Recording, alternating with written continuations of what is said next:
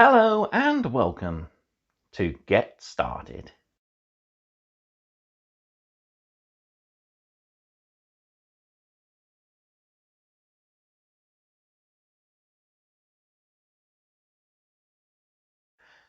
I'm Merlin, and in this video we're going to put our captain through his paces as we learn how to fight in close combat. If you need a reminder on how to move and shoot, go back and read mission 1 to remind yourselves now. Before we begin, we need to gather some essentials. First, you need your Primaris Captain and the Primaris Captain datasheet. You also need Canoptic Scarabs, 3, and the Canoptic Scarab datasheet. You'll need your dice and range rulers, a flat surface to lay your game board out on, and finally your command manual. A few people asked in the comments on video 1's playthrough if we could take a closer look at the datasheets, so we'll do that now with our Primaris Captains. I'll see you on the battlefield.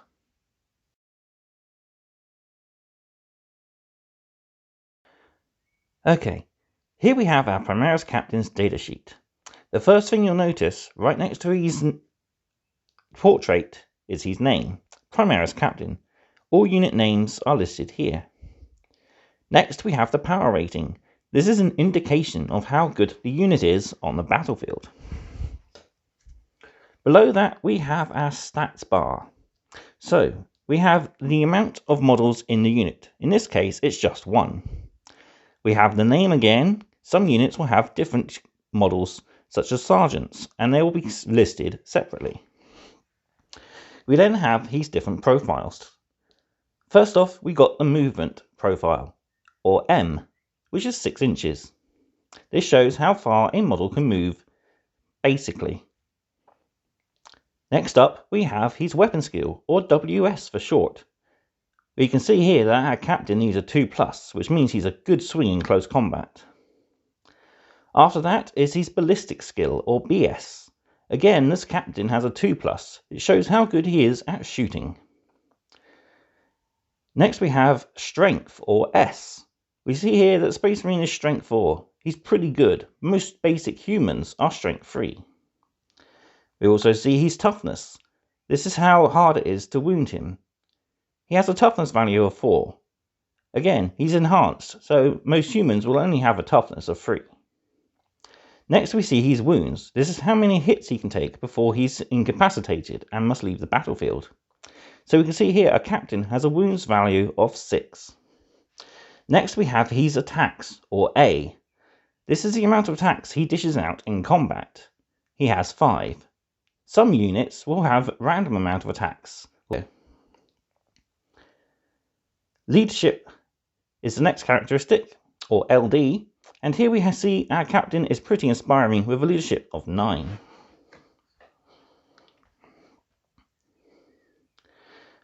Finally, we'll have a save.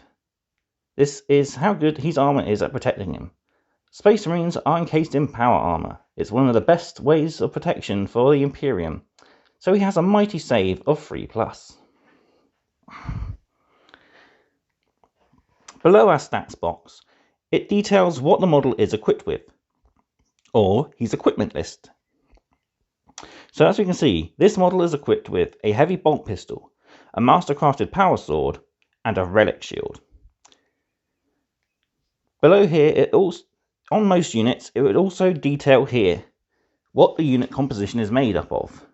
For our assault intercessors, for example, it would say the unit contains between 4 and 9 assault intercessors and 1 assault intercessor sergeant, and then detailing what they are equipped with.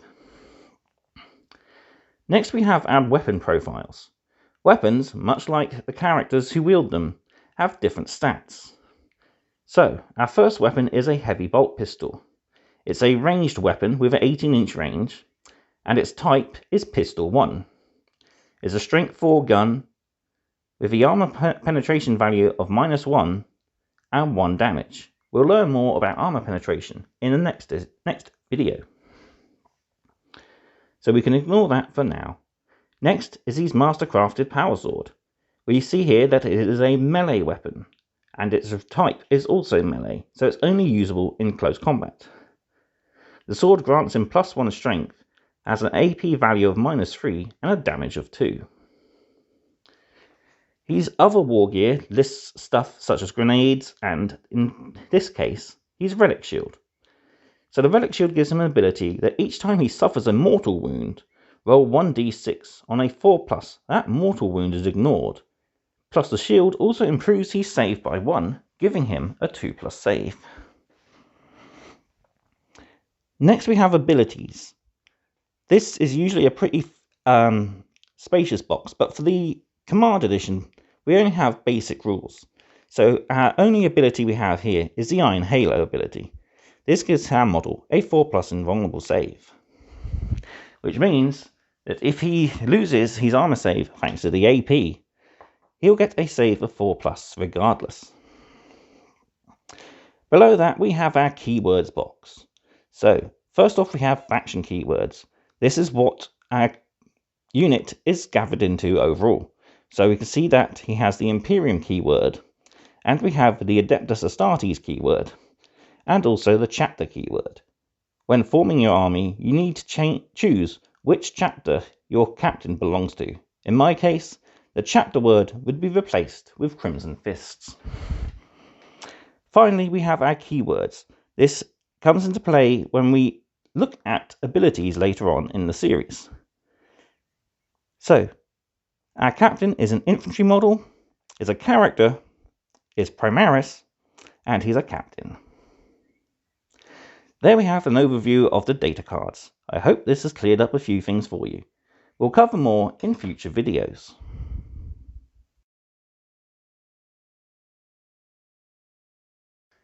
Here we are at the battlefield. As you can see, I've already set up as it details in the setup stage. So I've got side B face up, and I've placed my captain on objective marker D, and the Canoptic Scarabs over on objective marker C. So, a new thing we need to look at is how units work in games. Units is what we call a group of models. Our Canoptic Scarabs is a unit of 3 models, and as such must abide by the rule that they must remain within 2 inches of one other model in that unit. Larger units have the rule that they must stay within 2 inches of at least 2 other models to be within coherency. Mighty characters, such as our captain, is a single unit, and as such doesn't need to stay in coherency with another model. As I mentioned earlier, go back and read through Mission 1 if you need to remind yourselves how moving and shooting works. So, this mission starts with the Necrons, so our Canoptic Scarabs get to go first. So, we'll move with our Canoptic Scarabs. Canoptic Scarabs have the movement value of 10, so they're pretty quick. So, we need to make sure each model does not exceed its movement characteristics. And also, once we finish moving all models in the unit, that every model is within coherency. As we can see, everybody is in coherency of at least one other member of its unit. Okay, next up would be the shooting phase, but Canoptic Scarabs don't have any shooting weapons. So we move straight through to the charge phase. This is a new phase for us. Charges work as such. If you are within 12 of an enemy model, you can attempt a charge. To charge, we take 2d6s, roll them, and add the total together. Oh dear, our Canoptic Scarabs aren't as quick as we thought. They've only rolled a 2. This means they don't get to make a charge. Okay, so that would mean the Necron's turn is effectively over, and it's now our Space Marine's turn. So, must remain 1 inch away from enemy models at all times. So our captain can't make his full move of 6, so we'll move 4 instead. We can now shoot with a heavy bolt pistol. 2+ is needed. Strength 4, toughness 3, freeze.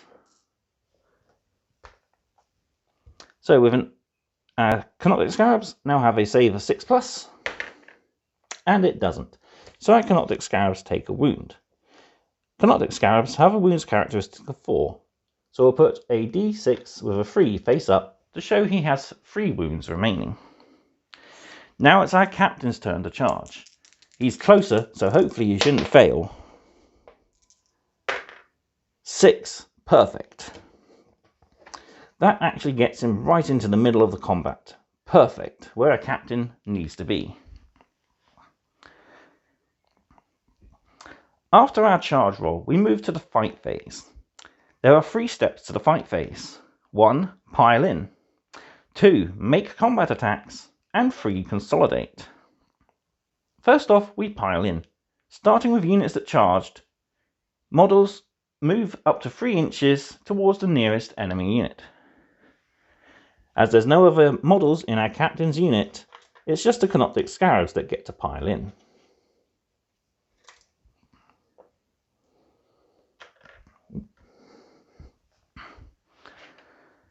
Next, we make close combat attacks. Again, starting with units that charged, we do rounds of combat against each other.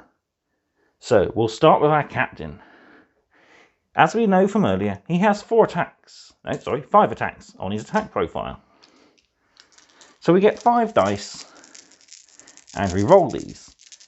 We need to get 2s to see whether or not he hits the scarabs. Everything hits. That's pretty good. So, next up, we need to see if we wound. To do this, we look back to the wound chart in Mission 1. So, first off, our sword gives us +1 strength, making us strength 5. Our scarabs are toughness 3. We're greater than, but not double, their toughness, so we need 3s to wound them. So the 2 ones will not count, but we have scored 3 wounds. Okay, our scarabs now get a save of 6+ to see if they protect themselves against the wounds from our captain's power sword. They don't. And as we have 1 base of scarabs already wounded, all wounds must go to this guy. Otherwise we can pick any model in base contact. So this scarab base is defeated.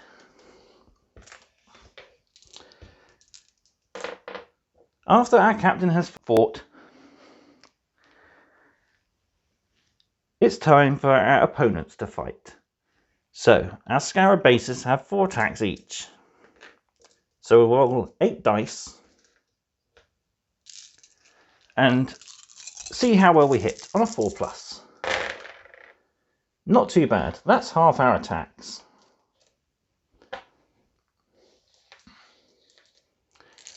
So we are strength user, which is strength 3, toughness 4, so we're lower than our opponent's toughness, so it's a 5 we need to wound. 2 wounds, that's not too bad. So our Space Marine captain has a save of 3+.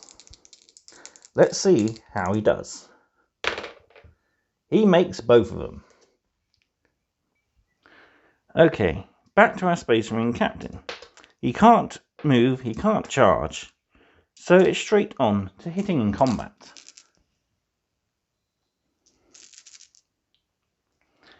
Let's see, 5 attacks and we need 2s. That's everything. Now let's see if we can wound those scarabs. We need 3s as we're higher than but not double their toughness. That's everything. So that's a total of 5 wounds.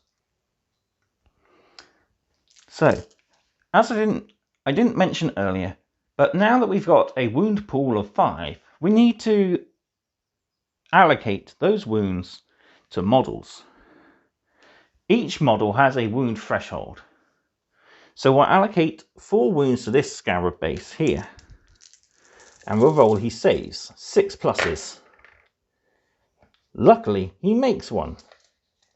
So this means he's alive on 1 wound. And as we have a wound remaining, our wound must go to the model that's already suffered wounds. He's failed this time. That's a base of scarabs eliminated. Next up, our scarab swarm gets to fight back against our captain. Oops. 4 attacks, needing 4s and 5s to wound. 1 wound with a save of 3+. Saved. And now it's back to our captain to fight. So hopefully we can eliminate those scarabs. 2s. That's everything. And followed by 3s.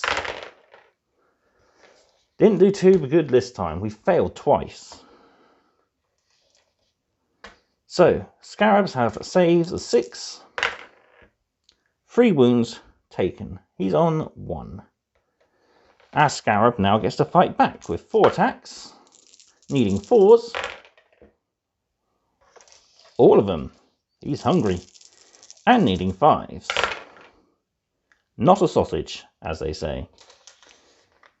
Back to our captain then. Oh dear. Didn't do too good. 2 attacks though. This could be all he needs. 2 wounds, 2 saves of 6. And yes, the scarabs have been eliminated. So our captain has faced and survived the swarm. There you have it, the gritty confines of close combat. We faced the swarm and survived. If you need a reminder on how close combat works, come back to this mission and replay it or rewatch the video at a later date. Just remember, we won't be covering combat again in future videos, but we will be looking at some advanced rules. Speaking of advanced rules, check your mission debrief box. We learn new rules in that, including how to fall back, how to shoot into combat, and the relic shield. Finally, remember, charging units always fight first in combat. Place a marker next to a unit that is charged to remind you. A dice or a coin will work fine. After the charging units are fought, players alternate to choosing a unit to fight. So, on turn 1, if the Necron's charged into the captain, on the captain's Space Marine player's next turn, it would be the Necrons again that choose to fight first, as there's no charging units on either side. Next time, we not only build a new unit for the Necrons, but we build our first terrain piece, a set of pipes, which can be built up and connected in various different ways. In our painting video, I'll be teaching you how to add some energy effects to our Necron weapons in some simple techniques. And we'll also learn how to paint our pipeline up to a basic standard. Finally, in our mission, we learn all about armor penetration, or the AP value of weapons, the damage characteristic of weapons and how multi-damage can affect the results of combat, and how models interact with terrain. I've been Merlin. This has been Get Started. Thank you for watching, and I'll see you next time. Goodbye.